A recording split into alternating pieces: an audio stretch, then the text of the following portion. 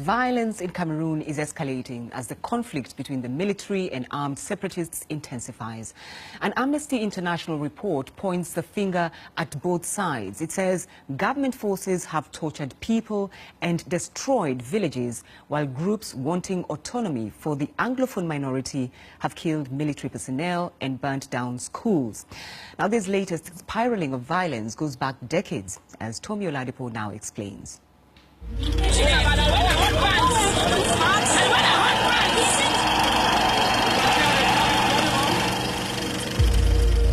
Cameroon is in crisis, but the international community isn't paying attention. For months, the army and separatist militants have been clashing. This is pushing the country closer and closer to a civil war. Here's why. The people in Cameroon's northwest and southwest regions are English-speaking, and they make up about 1/5 of the entire population.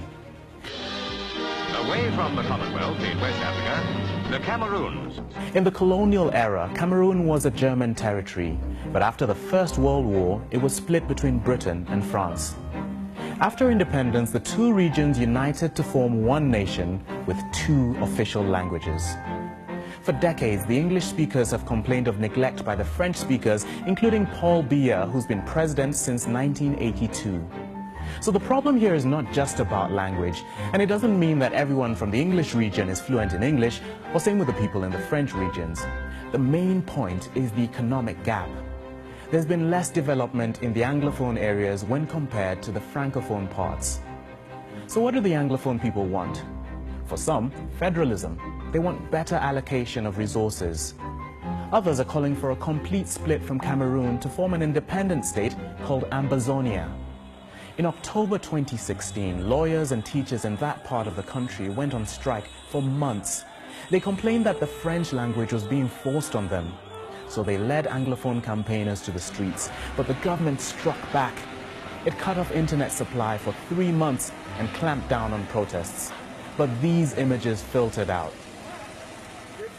Human rights groups say police used excessive force to suppress these demonstrations, even killing up to 40 people. And civilians have accused government forces of random arrests, lengthy detentions without charge, and sexual abuse. So groups of militants kicked off a violent campaign in revenge. They've been battling the army and claiming they've killed dozens of soldiers. Meanwhile, tens of thousands of people have been displaced as a result of the fighting. But don't expect any international response just yet. There's so many other unresolved conflicts around the region, including the threat of Boko Haram in northern Cameroon. Right now, neither the government nor the rebels are showing any signs of backing down. So there's bound to be more bloodshed before things change. Tommy Oladipo reporting there. Let's bring in Ellie Smith. He's a freelance journalist who joins me from Douala in Cameroon. Ellie, Amnesty International is calling on the Cameroonian government to hold those committing crimes accountable. These are soldiers and separatists. What's the likelihood of that happening at all? I don't think it can happen because the Cameroonian government thinks that punishing erring soldiers who break down the morals of the troops fighting in West Cameroon. And on the other hand, there's no way the government can lay hands on the separatist rebels or restorationists, as the Anglophone may want them to be called. Obviously, then we have a situation here and a crisis. What is the solution?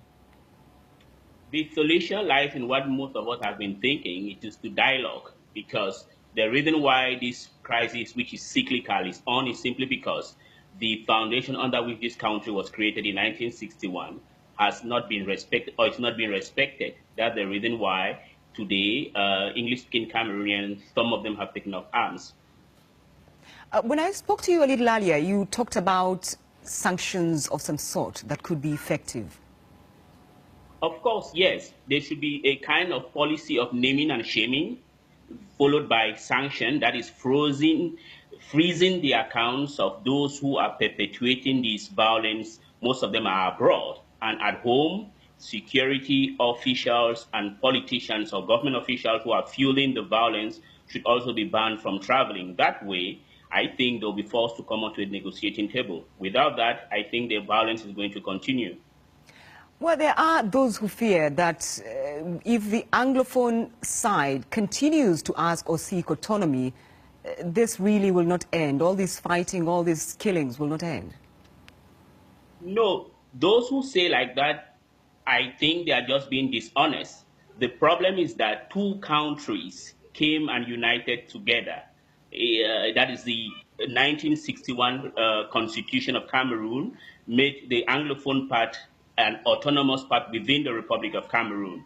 Why would people say that? No, I think the problem is, and that's not only Cameroon, all over Africa, problems do arise simply because people fail to respect the basic rights or the basic constitution. It is not, the problem in Anglophone Cameroon is different from that of Francophone Cameroon. So I think the solution lies in going on to the negotiating table again and then going back to the pre-6, that is 1961 agreement. I'm just wondering whether you have also wondered really why there's no country regionally that has reacted to these or even attempted to mediate this situation. Yes, the country that was susceptible or is susceptible of doing that is Nigeria, because Nigeria knows the situation better than other countries. But the other countries like Congo, Equatorial Guinea, they cannot do anything because they're much more dictatorial regimes and French-speaking oriented. But Nigeria doesn't do anything simply because the leadership of Nigeria is no longer Pan-Africanist oriented. And then there is also another thing to the discharge of Nigeria. Nigeria has our own number of problems, internal nationalist tendencies. If they give a helping hand to what is going on in Anglophone Cameroon, they might see people like the Oduwa or the Biafran pressing the same demands. But if they don't do that, my fear is that if instability continues so long in West Cameroon, it will invariably affect Nigeria. So Nigeria has to do something. All right, Ellie Smith, thank you very much indeed for your thoughts there. Thank you. You're welcome.